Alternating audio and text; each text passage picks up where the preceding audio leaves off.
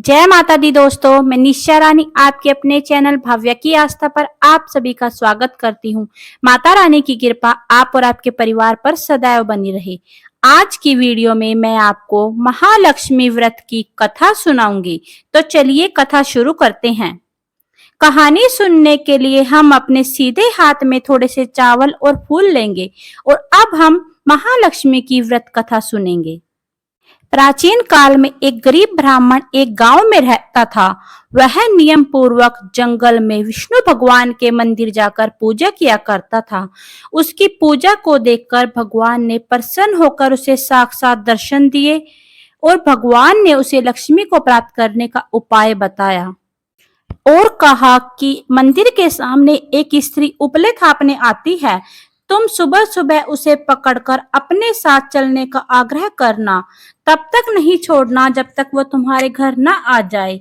वह स्त्री मेरी पत्नी लक्ष्मी है। लक्ष्मी जी के आते ही तुम्हारा घर धन धान्य से परिपूर्ण हो जाएगा। इतना कहकर भगवान विष्णु जी अंतर्ध्यान हो गए और ब्राह्मण अपने घर चला गया। दूसरे दिन वह सुबह 4 बजे ही मंदिर के सामने आकर बैठ गया और लक्ष्मी जी उपले थापने आई।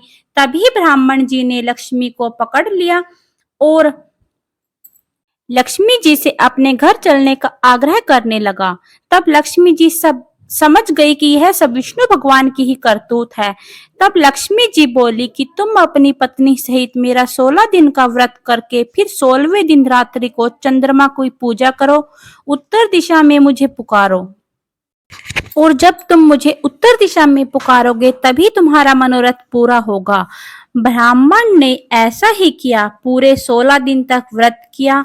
16वें दिन रात्रि को चंद्रमा का पूजन करने के बाद उत्तर दिशा में मुख कर आवाज लगाई कि हे माँ लक्ष्मी जी, आप अपना वचन पूरा करो। लक्ष्मी जी उसके घर आई और ब्राह्मण का घर धन से परिपूर्ण हो गया। इस प्रकार जो भी मनुष्य 16 दिन महालक्ष्मी का व्रत करता है उसका घर भी अन्न धन से भर जाता है।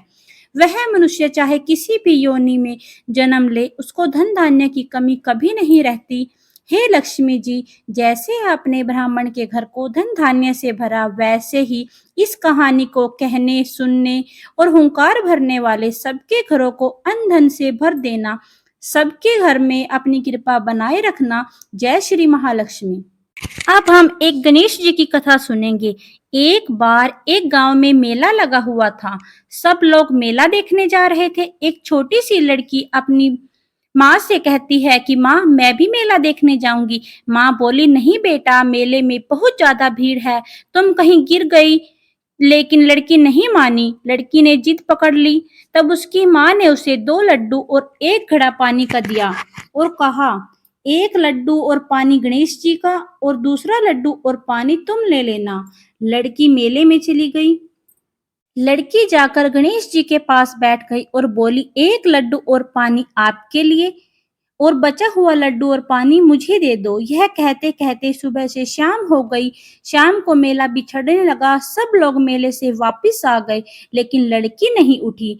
उसने कहा, जब तक गणेश जी आकर मेरा लड्डू खाकर पानी नहीं पिएंगे तब तक मैं नहीं जाऊंगी।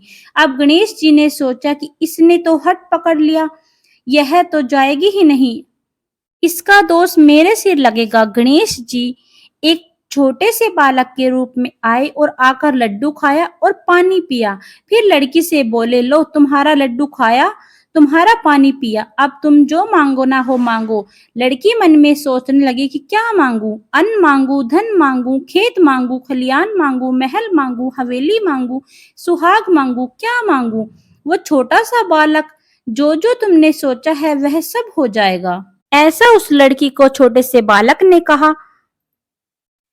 अब लड़की अपने घर आ गई। माँ बोली, इतनी देर तक कहाँ थी। तब लड़की ने कहा, माँ, तुम्ही ने तो कहा था गणेश जी को लड्डू खिलाकर आना और पानी पिलाकर आना। अब मैं गणेश जी को लड्डू खिला के और पानी पिलाकर आई हूँ। तब लड़की ने सारी बात अपनी माँ को बताई। उसके घर में अन्न धन से भंडार भर गए। जो जो लड़की ने मन में सोचा था वो सब कुछ सच हो गया। गणेश जी महाराज, जैसे आपने उस लड़की के घर को अन्न धन से भरा, जैसे ही आपने उसकी सारी इच्छाओं को पूरा किया, वैसे ही इस कहानी को कहने, सुनने और हुंकार भरने वाले सबके घर को अन्न धन से भरना, सबकी मनोकामनाएं पूरी करना। जय हो श्री गणेश जी महाराज की। ये थी श्री गणेश जी की कथा। इस तरह से महालक्ष्मी व्रत की कथा संपूर्ण होती है। कथा सुनने के बाद जो हमने हाथ में चावल और फूल लिए हैं, उन्हें हम लक्ष्मी जी को समर्पित कर देंगे। और यह महालक्ष्मी व्रत कथा आपको पूरे 16 दिन तक सुननी है। अगर आप व्रत नहीं भी कर पाए तो भी व्रत कथा आप जरूर सुने। आपको महालक्ष्मी व्रत कथा कैसी लगी, कमेंट करके जरूर बताना। फिर मिलेंगे एक नई वीडियो के साथ। तब तक के लिए नमस्कार, जय माता दी।